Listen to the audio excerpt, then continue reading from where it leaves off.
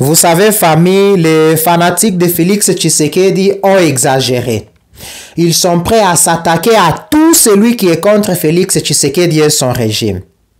C'est dans ce cadre que nous avons suivi dernièrement des journalistes en train de s'attaquer à Monseigneur Nchole, puisqu'il avait dit, il semblerait qu'il avait dit que le dialogue qu'on est en train de préparer, c'est en faveur de celui qui viendra après Félix Tshisekedi.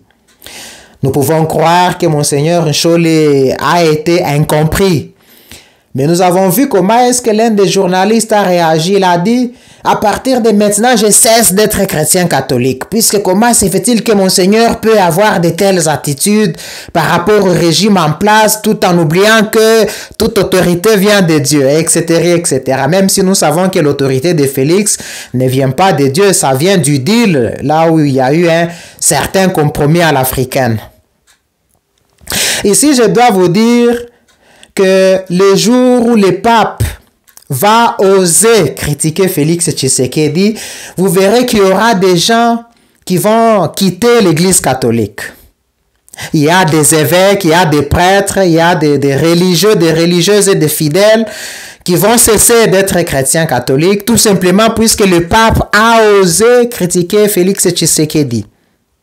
Ils vont dire que le pape, ce n'est pas une personne fiable, ce n'est pas une personne respectable. Pourquoi est-ce qu'il s'est attaqué à Félix Tshisekedi?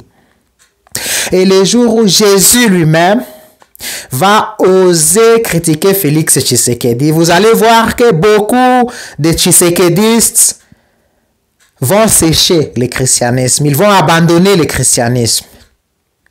Et le jour où Dieu le Père osera critiquer Félix Tshisekedi, vous allez voir que les fanatiques de Félix Tshisekedi vont accepter le diable.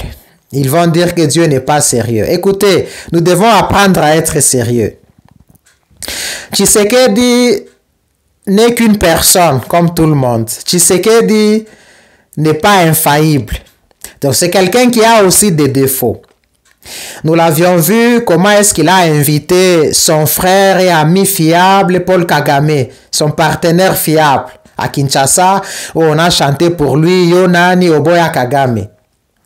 Nous l'avons vu inviter ses collaborateurs du M23 à qui il a donné l'hospitalité pendant 14 mois à Kinshasa. Nous l'avons vu effectuer des voyages intempestifs et inutiles. Nous l'avons vu signer des deals à gauche et à droite. Donc, Félix Tshisekedi n'est pas une personne infaillible, c'est quelqu'un qui peut avoir des défauts. Il faut juste que vous compreniez que Tshisekedi passera et que vous devez apprendre à mettre un peu d'eau dans votre vin. Ne soyez pas envoûtés, ne soyez pas ensorcelés par le tshisekedisme, puisque c'est ce que nous sommes en train d'observer. On s'attaque à Tshisekedi, c'est puisque c'est pour une raison ou une autre. Il faudrait que les gens arrivent au moins à se ressaisir et à comprendre cela.